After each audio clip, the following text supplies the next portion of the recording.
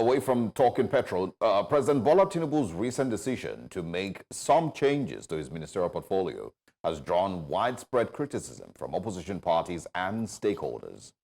The president has dismissed a few ministers on his cabinet, reassigned some, and appointed 7 new ones. He also scrapped some ministries, merging a number of them. The key opposition figures have dismissed the move as superficial and insufficient to tackle Nigeria's pressing challenges. Some see the president's move as a distraction from deeper issues facing the nation. On social media, Nigerians voiced disappointment that several underperforming ministers, particularly in defense and power, retained their positions despite ongoing issues with insecurity and frequent power outage. Now, joining us this morning is the former Minister of Youth and Sports, Dalung. Good morning. Thank you very much for joining us. Good morning, and how are you? Very well, thank you. Before we get into your general sense, of the reshuffling that's happened, let me start from a very particular aspect. Your thoughts on the scrapping of the Ministry of Sports, and then your thoughts on the removal of the Minister of Youth. Well, I was a Minister of Youth and Sports Development, which under this government became 2 ministries with 3 ministers. And here we are with a cabinet, a purported cabinet shake-up that ended up abrogating completely sports as a ministry.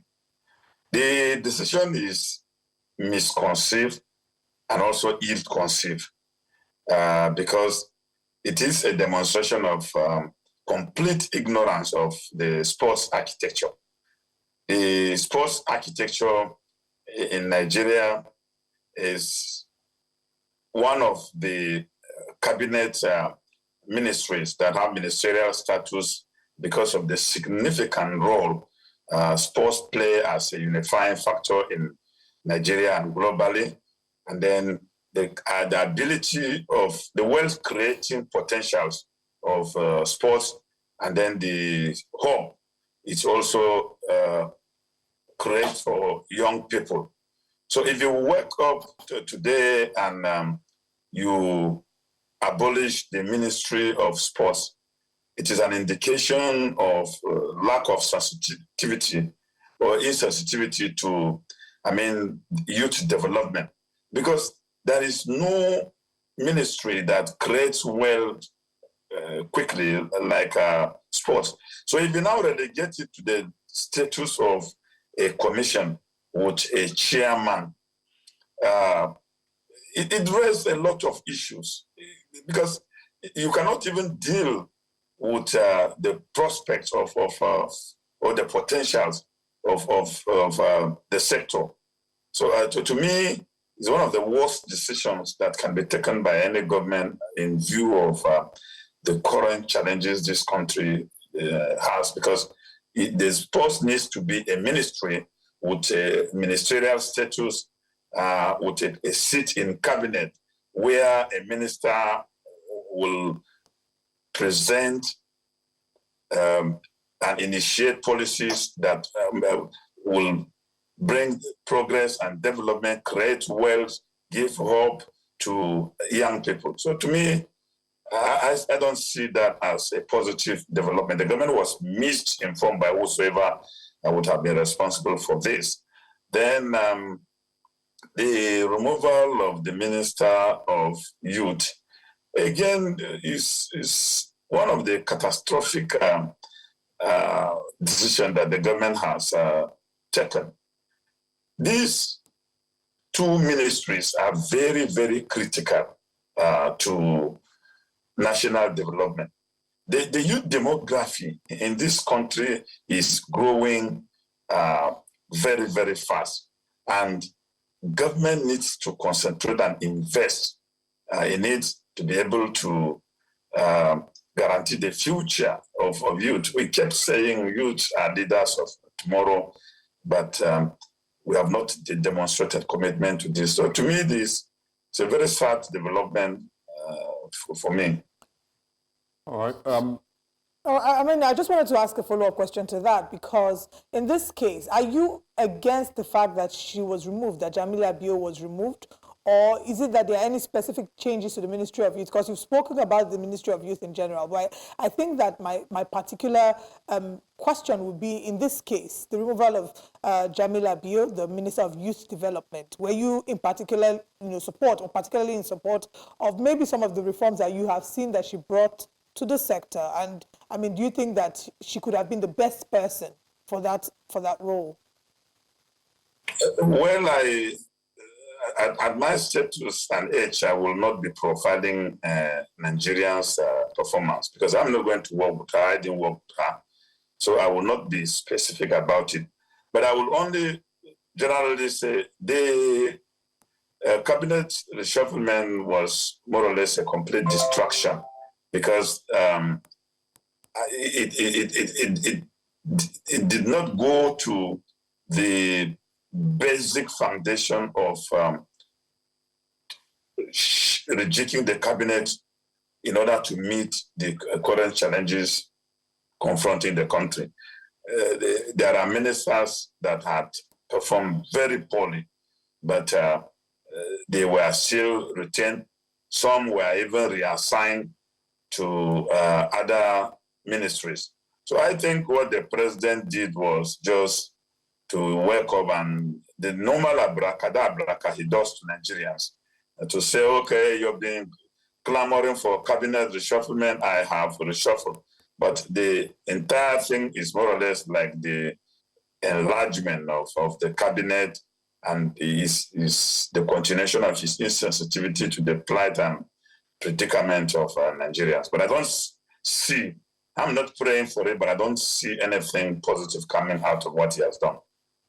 Yeah, I mean, but let's also talk about, the criteria for picking these people and making them ministers. Has that always, what have your thoughts been right from start, to see these names being put in these positions, even as, the cabinet was expanded, to the largest Nigeria's ever had?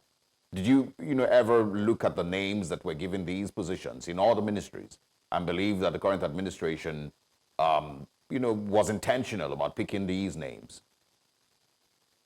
From the beginning, because after the elections, the president is one of the occupiers of that office that in contemporary history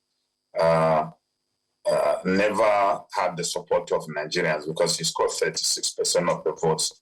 So it demonstrated that majority did not vote him. Therefore, I expected at the beginning that he was going to form a government, an all-inclusive government, in view of the divisive nature of the country and the volatile political situation we are. But disappointingly, he ended up forming a government that further deepened the divisions of Nigerians. And he has again consolidated on it in this cabinet shakeup, because I think, from Ogun State, there are about 4 ministers.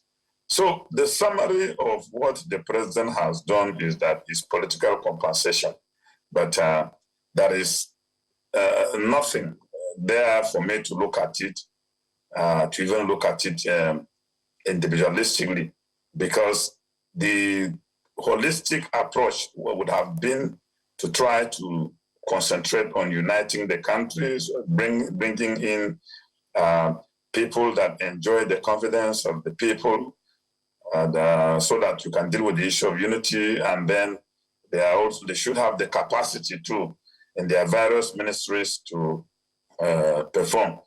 So on the overall, I think the president, with this cabinet shakeup, has succeeded in expanding his campaign coordinators for the future. Well, but I want you to do a quick comparison, if we can, with the government that you served under. Would you argue that one was more intentional about the people that it named in positions, handling ministries across the country, compared to this one? Buhari was more intentional in terms of appointment. The government only did not have the political will to perform. But in terms of intention, Buhari was more intentional.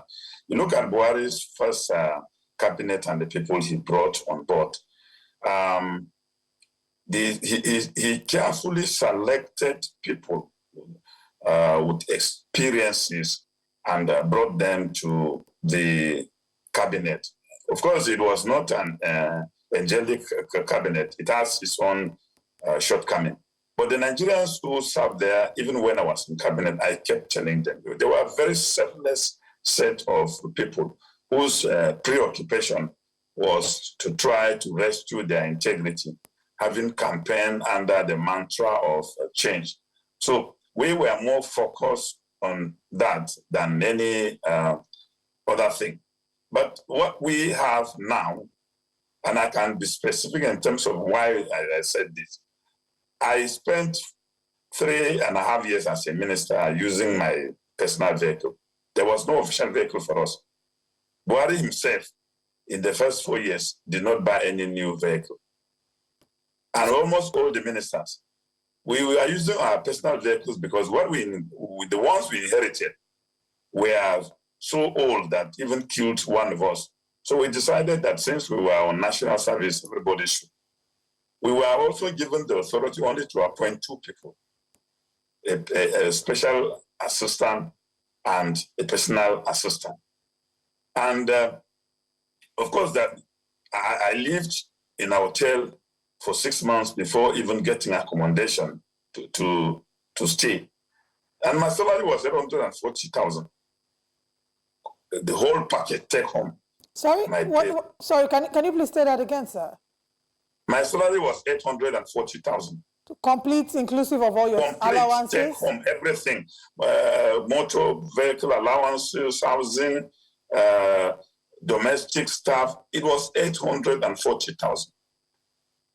So why would you then, if the ministers, were not earning so much in comparison to the current administration, if President Muhammadu Buhari's term was really very, I'm assuming that you're saying by virtue of all of this, that your administration was very, very particular about cutting the cost of governance. Is that correct? Exactly. All right. Buhari himself reduced his salary by 50% and that of his vice. So how is it that Nigerians maybe don't believe that the past administration was very frugal or was very prudent in managing Nigeria's resources? And how is it that this current administration that came on the back of the former administration saying that it wanted to continue from where President Muhammadu Buhari stopped, how is that this administration keeps talking about inheriting an economy that was already in a very terrible state? Where did the money go to? Yeah. How did it leak? What happened during the second tenure of Buhari is what I cannot vouch for. Because I wasn't there. But I guess that a lot of things that happened during the second tenure contributed hugely to the current situation. I give an example of what happened during our time. Kemi Adesh, the Minister of Finance, was such a very fantastic woman that I'm quite proud of. I will identify with her anytime. Anytime it comes to the cabinet that the government wanted to borrow, she was always very, very emphatic in opposing and putting before the cabinet the consequences of such borrowings. She was also very meticulous in trying to enlighten the cabinet. And some of us who are radicals will always line up with her because we do not need to burden the future, and then there was nothing basically on ground. And I give you another instance that happened when he was in cabinet. A few weeks to our disengagement from the first cabinet, I asked a question in cabinet, and I asked specifically the Minister of Works. I told the president, I said, we've been sitting here for over 3.5 years approving billions and billions of naira and millions of dollars to the Ministry of Works, Power and Housing. But unfortunately, at the end of our tenure, we have not commissioned a 10-kilometer road. And the president referred the issue to the Minister of Works. So Buhari's first tenure was quite intentional in terms of cutting costs and dealing with the situation. It was during the second tenure that things went highway. Because I remember in 2019, I campaigned using my vehicle on the ground. I traversed the north on the ground. There was no place that there was this issue of serious insecurity. I went to even Zamfara. I slept in Bukuyum, an area which now I cannot even put my trafficator at the junction to go in there. I will be kidnapped. So some of these things, I mean, scattered after the second tenure of the president. And a lot of things happened. A lot of mismanagement, borrowings, and impunity, injustice was domesticated. So I'm not going to stand in for that. But I'm only going to admit that, I mean, something fundamentally went wrong. Yeah. Well, I mean, a lot of people would, you know, greatly disagree with you. But, you know, maybe let's not have that to be our focus this morning. Let's talk, you know, now of the current administration, you know, and the new decisions that have been taken, you know, the new names, of course, that have come into this cabinet. We've seen, of course, you know, that, you know, 5 people have been dropped. Professor Tahir Maman has been dropped as the Minister of Education. Uju Kennedy Ohane has been dropped as Minister for Women Affairs. And of course, you know, Lola Adejon also dropped. Jamila Ibrahim dropped as well. What would you expect going forward from these new persons who are going to be replacing the fired ministers? Well, I will expect this. First, I will congratulate them for being nominated to join the cabinet. And I will expect these new ministers to concentrate and try to, in their own individual capacities, initiate, harvest first the low-hanging fruits in their ministries to try to deal with various issues, sectorial issues from their ministries that will have impact on the current situation where Nigerians are undergoing traumatic living conditions. They need to concentrate to look at that, because basically this is the most important thing. I also expect them to work very hard and initiate policies also that will promote rapid economic growth. And then, yeah, but do you have any faith that any of this will be achieved? I understand that, yes, we encourage them to do these things, but do you have any faith that any of these things will be achieved, you know, under the current administration? You know, when you pray, it's a wish. So I'm just being prayerful. But as to whether I am sure that, no, I don't think that anything will be achieved, because this government has not demonstrated commitment to be able to take this country out of its current woes. It hasn't. So I don't even trust the government, to be very honest. And I have my reasons for this. You know, Nigerians cannot be facing these challenges with the fuel subsidy removal policy, and government is calling for sacrifices. Yet the president and his government are living very big, while Nigerians are being squeezed every day to sacrifice. I think we need more exemplary sacrifices originating from the president and his government. But this is not anywhere close. And then you have very reckless procurement processes where contracts now are awarded whimsically in disregard to processes. And then this contract will go trillions. And then they do not go to procurement. Just the president waking up to announce, I've approved this, I've approved that. Government is not run like that. So we are basically having an empirical political system on the ground that we are dealing with. Final question from me. What would your response be to those who say Solomon Dalung, is in no place to condemn the Tinubu administration, because he served under one of the worst governments to ever happen to Nigeria. And of course, he also was a very, very poor performing minister in the time that he was there. What would your response be to such criticism? No, I have not even spared our own government that I serve. So that would be a political statement. There is no government that I have spared. Even the one I serve, I have told you that, well, it did not perform. So it cannot be the Tinubu's government that I am criticizing.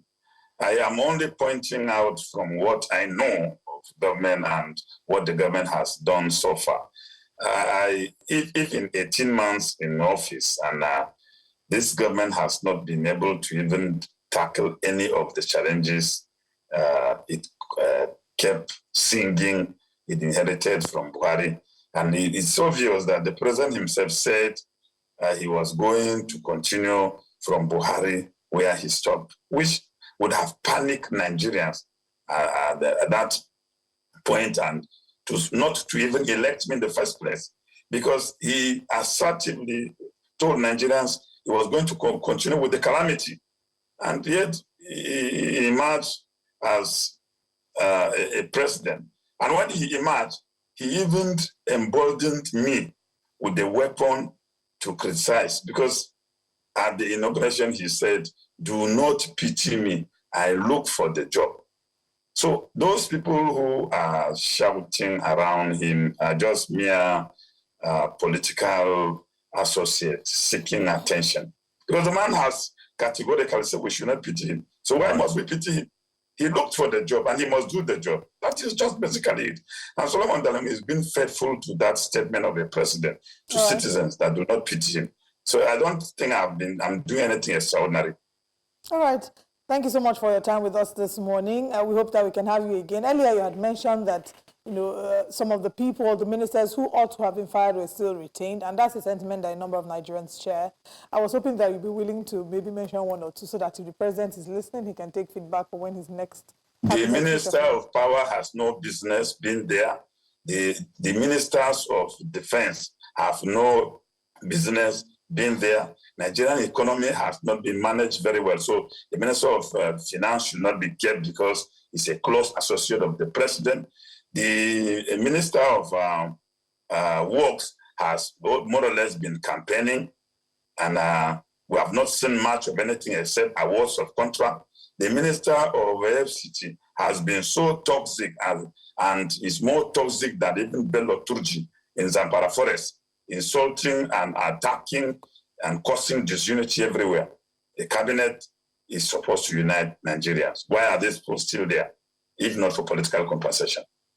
Well, thank you very much for highlighting these points. And I'm sure that the president is listening and will probably take note of this. Should a cabinet reshuffle happen again before the end of this tenure? But thank you so much, Solomon Dalung, for your time with us this morning. Thank you for finding me worthy to be invited here.